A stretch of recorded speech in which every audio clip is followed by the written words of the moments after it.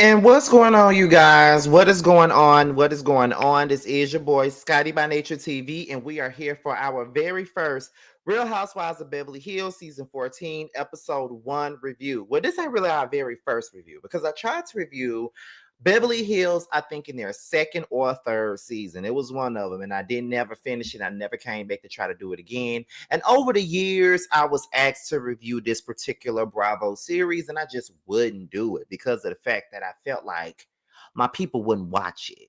You feel what I'm saying? Like I felt like, oh, they used to loving hip hop. My audience like loving hip hop. They like Housewives of Atlanta and Potomac. You know, they like them type of shows. I don't think my particular audience like Beverly Hills. But however, I'm in the stage of just trying something new, just trying to see what I could add to the channel, you know, all those different type of things. So, you know, we're here to talk about Beverly Hills. Now, before we get into anything, let me let you guys know what we got coming up on this particular platform. Now, tomorrow is Wednesday, which means that Roasted Review will be done with me, T, and JoJo. We'll be right back here on my channel, and we will be talking about last Friday's episode of Bill Collective. So make sure you guys tune in for that on Wednesday, and then on Friday, be sure to tune in for my live review of Bill Collective, okay? And then on Saturday, be sure to tune in for my live review of Love and Marriage Huntsville, okay? So with that being said, that's pretty much all that we got for the church announcement. So we're gonna go ahead and get into this review. I'm not really expecting a lot of people to be in this particular live because, like I said, this is kind of new for this channel. Like people who don't normally, you know, my people don't normally watch Beverly Hills, but we're gonna give it a shot, right? We're going to give it a shot. So, okay, I watch this particular franchise on and off. I do. I have my people that I don't like on this show, like Kyle. I don't care for Kyle. I don't like Erika Jane. I don't like Dorito. I don't like neither one of them three. So I already know what I'm getting myself into. And plus, this is like a refresher season, you know.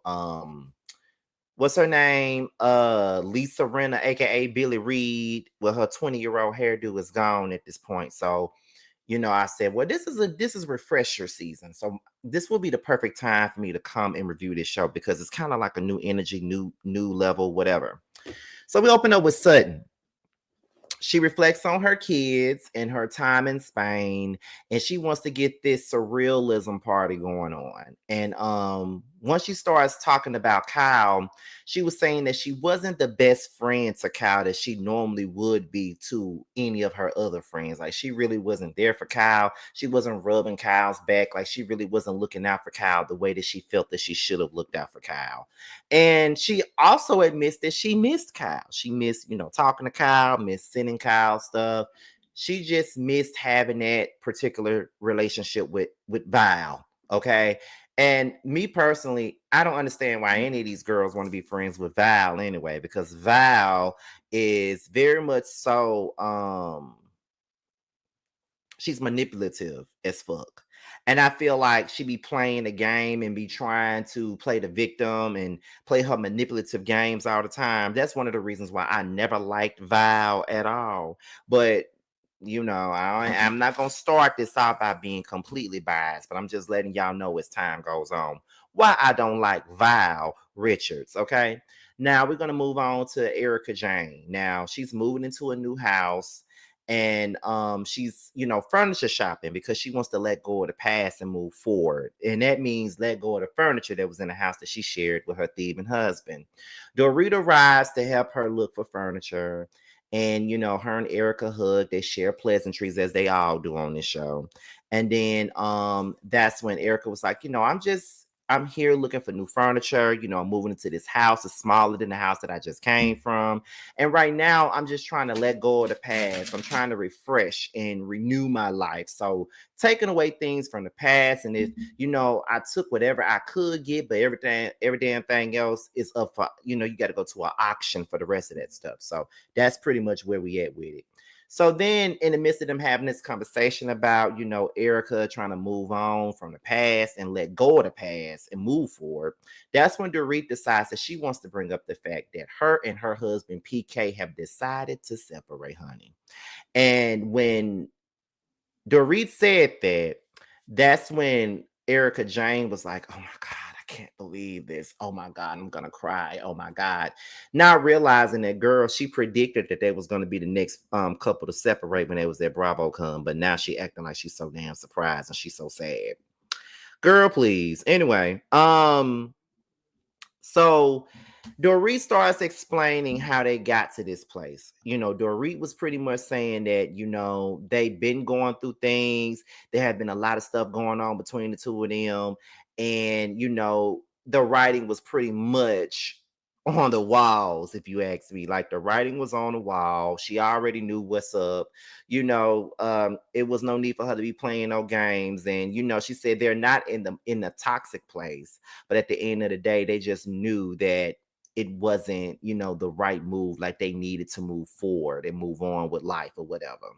And so, sometimes it doesn't necessarily have to be the worst case scenario or the worst situation at hand for you to realize that you're not supposed to be with somebody. If things, it don't have to be cheating, it don't have to be any of those types of things all the time to determine whether or not you're not supposed to be with somebody. It could be the difference of opinion, it could be difference of lifestyles, difference of things that the other person wants out of life. It could be just a major difference. So it don't have to be anything completely big or completely huge for you to want to move forward. You feel what I'm saying? So she made it clear that it wasn't no cheating involved or nothing like that. It's just that they needed to be apart. And sometimes that's just the case. You got to be apart or you need to be apart. That's really what it is.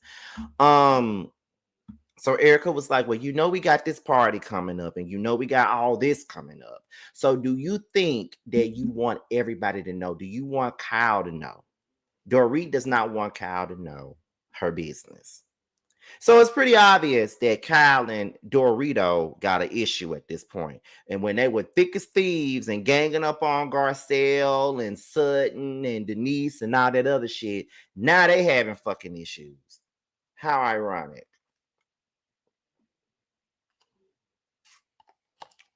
Excuse me.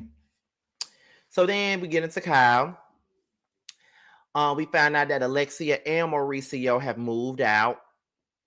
Then Erika comes over after meeting with Dorit. So Kyle says that Dorit tried to publicly embarrass her. Dorit then turns around and says that her friendship with Kyle was kind of unbalanced. Kyle tried to downplay their relationship, which she did. Now, when I was watching that last reunion that they did, I really felt bad for Dorito in that moment because I really thought that her and Kyle had this little close-knit ass relationship. Like I really thought that they was tight. I thought they was close. I thought all those different things. And for Kyle to say, we don't have that kind of relationship. When do we go out to lunch outside of the cameras? We don't have that kind of relationship and all this other shit. And I was just like, that's odd. You feel what I'm saying? Like, that's odd. You feel what I'm saying? So it's just like, I don't know. You feel what I'm saying? So it's just like, okay, I was kind of like, okay, I see where this is going. Like they're really having an issue. So Kyle says everything started between her and Dorito at the reunion. Watch What Happens Live, Amazon Live, and BravoCon. Kyle thinks that Dorito has completely changed.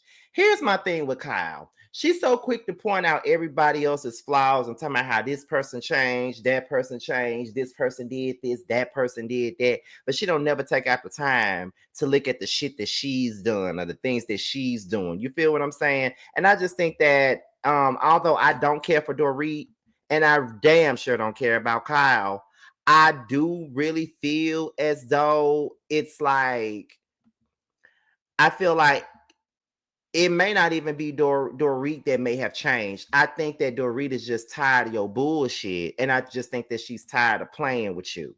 That's what I believe this shit is. I don't even think that it's a situation where, oh, she's changed. Oh, she's not the same anymore. Oh, I don't recognize her. I don't really believe that that's what this is, honey. I believe that Dorito is tired of your shit.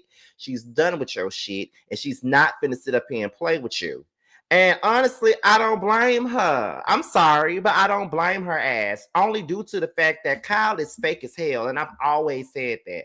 Although y'all have never really just heard my opinion because I don't really review this show, but I always felt like Kyle was fake as hell. And y'all gonna hear me call her out for her fakeness this entire season, okay? And I'm promising you guys I'm gonna push through this season, whether I like the season or not. Um, it just I just feel like Kyle is whack as fuck. Dorit thinks that it's a bit, Erika thought that maybe it's a miscommunication between Kyle and Dorit. And Dorit was like, maybe it's more of manipulation than miscommunication. I think it's manipulation, but that's just me. I'm the one that's thinking that it's manipulation, and it could be because, once again, I don't like Kyle and I see her for who she is. So that's probably why I see it as manipulation more so than miscommunication. But we're going to keep on going. So we get into Garcelle, okay? Garcelle is working on 2 movies in Atlanta, okay? And in one of the movies, she's playing a cougar. That's what I'm talking about, Garcelle. One thing about it now, Garcelle has been doing her thing since she's been on the Real Housewives of Beverly Hills, and that's exactly what I wanted for her. I wanted her to get her ass on this reality show, be the fan favorite, and get some jobs, and that's exactly what she's doing. So shout out to Garcelle, honey. Shout out to Garcelle. Let's see. Oliver, not Oliver's son. Well, it is her son. Her son Oliver, who is fine as hell. Okay, Garcelle's son Oliver. His son is actually going into kindergarten this year, and Garcelle used to always say that her son Oliver grew up on the set of the Jamie Foxx show. Like he was around during that whole little thing when they was, on set doing their thing and all that other shit, right? So she's very excited for him to be on the set as an adult, watching her do her thug thizzle. You feel what I'm saying? And she also talked about the ageism of it all. She said that when she first got into Hollywood and got into this whole industry, you know what I'm saying? She felt as though, well, it's not that she felt, people would tell her that after you turn the age of 40 in this industry, no one cares. You're not going to work. You're not going to be able to do anything. You're just going to be benched. You're going to be pushed to the side after you turn 40, right? And Garcelle is in her 50s and she's still working, still getting jobs, still being a part of movies, still producing. She's still able to do that.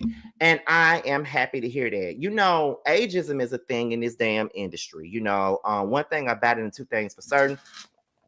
Ageism is the downfall, especially of a lot of female entertainers in a sense. And I know that music doesn't have anything to do with this conversation, but you could even see it in the music industry. Like, when a woman turns, like, say for instance, a woman like Mary J. Blige, or a woman like, well, I won't say Mary J. Blige because she's now over 50 and she's long gone into that situation. Let's just say Keisha Cole or K. Michelle. Both of those artists are now over 40, right?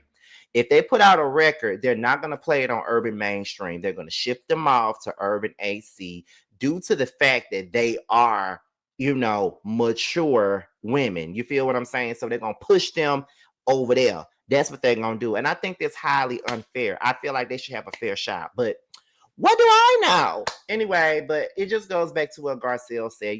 Women in this industry, they don't really get a fair shake after the age of 40. So with her being in her 50s, it's good to see her doing her thug thizzle. So we go into PK and Dorit, where they publicly announced their separation, right? So Dorit is going over to visit Kathy, and Kathy is showing Dorit support. And she said it's very funny now that her and Kyle are not in the best of places, but Kathy has been there for her, showing her some support, okay? Showing her some support throughout her whole situation. Let's see. Kathy feels like Dorit loves PK. Like, she doesn't think that there's any hard feelings. She feels like she really does love PK. It's just that they aren't seeing eye to eye in this whole situation. She says, yes, I do love PK, but work needs to be done. So then PK and Mauricio, they meet up for lunch, and PK said that he's not good. He thought he was. He woke up this morning, he was fine, but then he realized that he wasn't. Mauricio then shares his own experience because him and Kyle are separated or divorced. I don't know if they really divorced. I don't know, but I think they're separated. But he said, I literally just moved out, and some days are good, some days are bad. It's gonna be like that. Like, you're gonna have those mixture of good and bad days. It's just the way it works. Dorit says, no, Mauricio asked, are y'all gonna tell the children? And PK said, well, we ain't talked to the children and we ain't gonna tell the children shit, pretty much. Dorit says that they aren't in a toxic place, but PK is a full-blown alcoholic.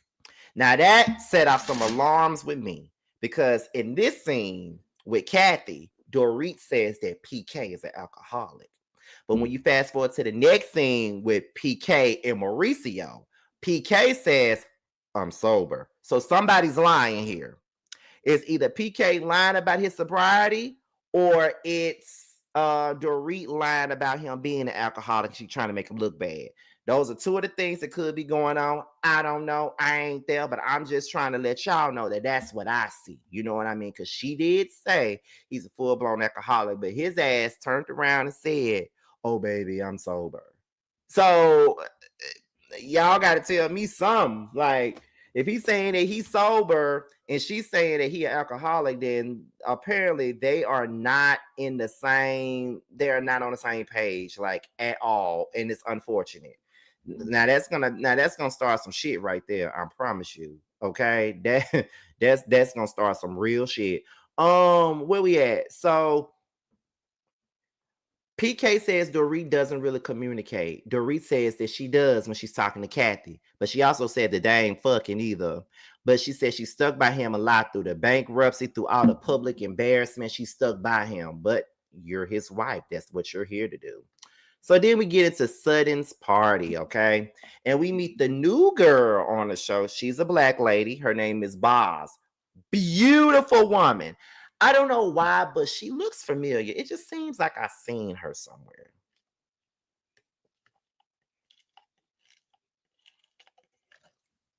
I thought I've seen her in some movie or something. I thought she was like a little supermodel or something, but apparently she's a corporate. She's a retired corporate person. Like, she worked for Netflix, all those different things. So I really don't know, but that's a beautiful woman. She is fine as hell. Her dress looked nice. She was beautiful. Okay, beautiful.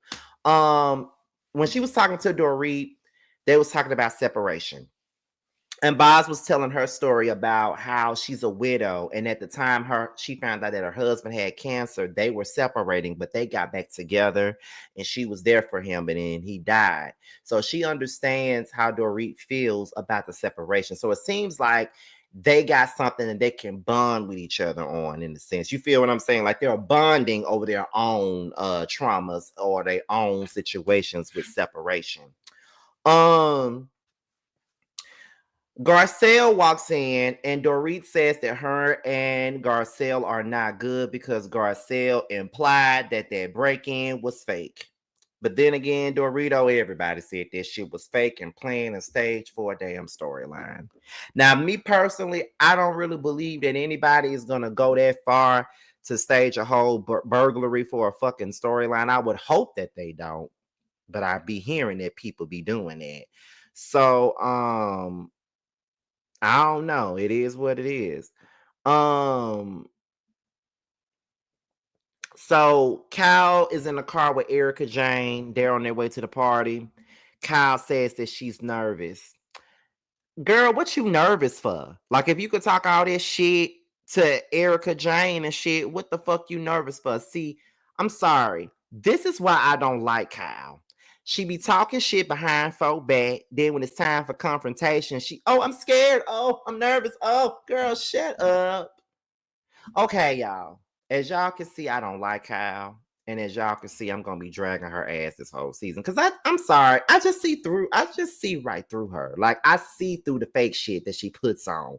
Like, she really be trying to act like she this and that, and she really ain't a damn thing. She really ain't shit at all. Cause she just fake. Like, I can't with her. Like, honestly, I cannot with that lady. That lady is fake as hell. It is just the bottom line. She's fake. let me see where we at here. Um, I was, I'm just hoping y'all don't be mad with me for dragging her ass all season. If y'all want me to review this show for the entire season and not take no break, not give up on it, I'm telling you now, I'm dragging Kyle this whole season. I can't stand Kyle. Kyle and Garcelle, they discuss everything that happened in the tabloid. She says that she is not having no lesbian affair with Morgan.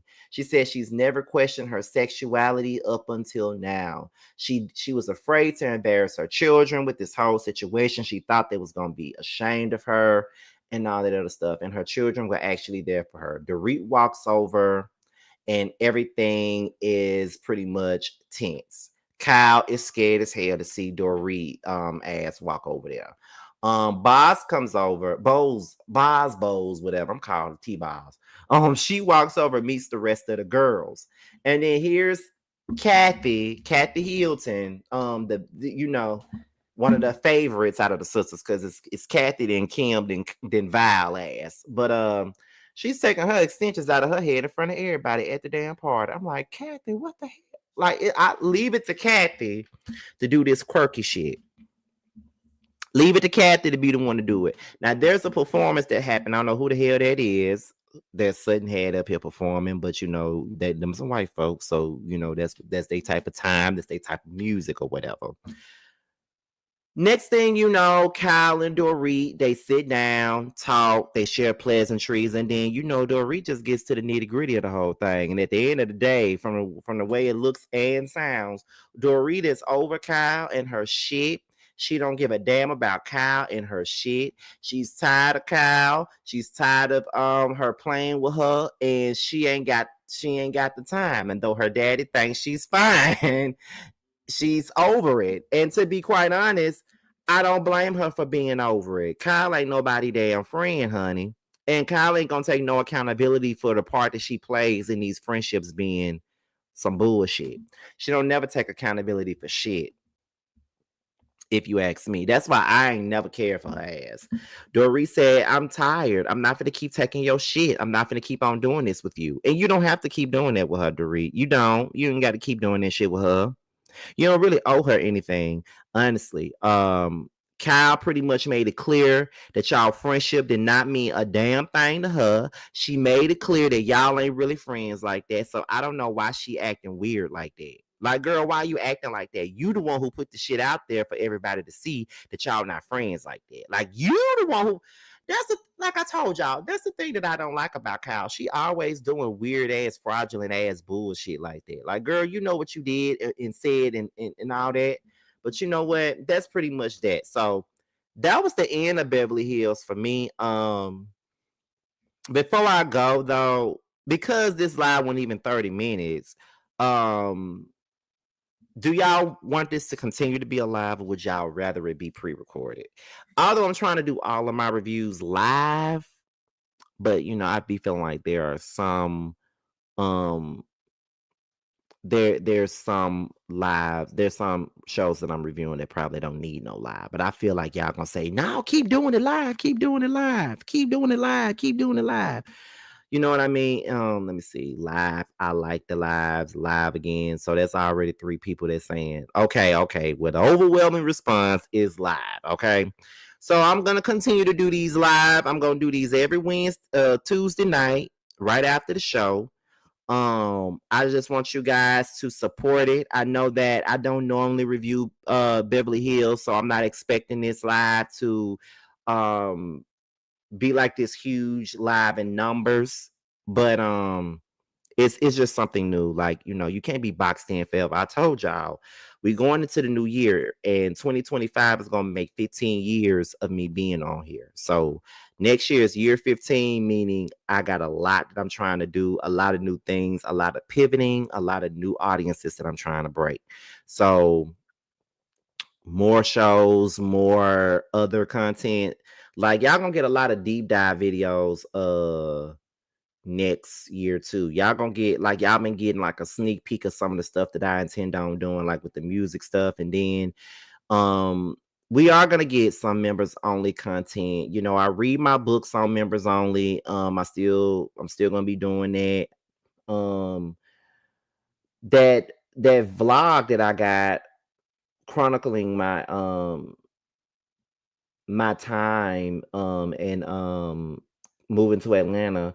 I've been thinking about making that members only, but I think everybody needs to see that. I don't know, but I'm trying to but don't you worry, Universal Goddess. There would be other members only content besides me reading my books and stuff in there. It's going to be other stuff in there.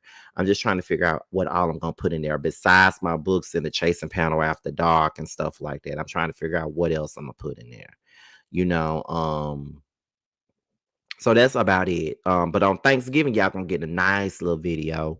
One of my deep dives. I'm telling y'all are gonna get deep dives all next year. But I'm slowly but surely giving them to y'all right now. We got more shit to do. We trying to take this channel to a whole nother level. You gotta take yourself out the box. You feel me? So y'all, we about to go on and get up out of here. Be sure to like, rate, comment, subscribe to the channel, share the video, leave comments, like the video, all that good stuff. Follow me on any form of social media. I told you I'm trying to get to 10K on IG. I'm just at 8K. I'm almost at 9K right now, but I'm trying to get to 10K on IG. So if you haven't follow me on IG, please do so now. And I'm about to go ahead and get up out of here. I'm gonna leave you guys with this video clip from Doobie V featuring Bando and Carl. They got a new record out right now. It's already on streaming platforms already, and it's called the My Suck Dick Remix. The video comes out on Friday, and yours truly is in that video. So make sure you guys tune in, and I'm gonna leave you guys with that, and I will see you guys tomorrow. Bye, y'all. Now this is a story how it all went down. I wasn't always out here balling on the ground. Used to get up in the AM and work real hard. I knew there was a better way, and that's on God. Stocking shelves, that's when I seen him, fine as hell, pretty brown skin, 6'1", muscle built. Something about that nigga said I show don't tell. Yeah, I had to give him change, he had big bills. He started small talk, what you doing for the night? I said I don't know, I'll probably catch a fight, have a little sip, roll one up, then get ready for the AM, try to make my bucks. He said, hold on, little bro, I got a business proposition for your bills in my pocket. They could only make you richer, homie. I'll give you a couple hundreds for a little kiss. I said for the right price, sir, I might have to suck your dick.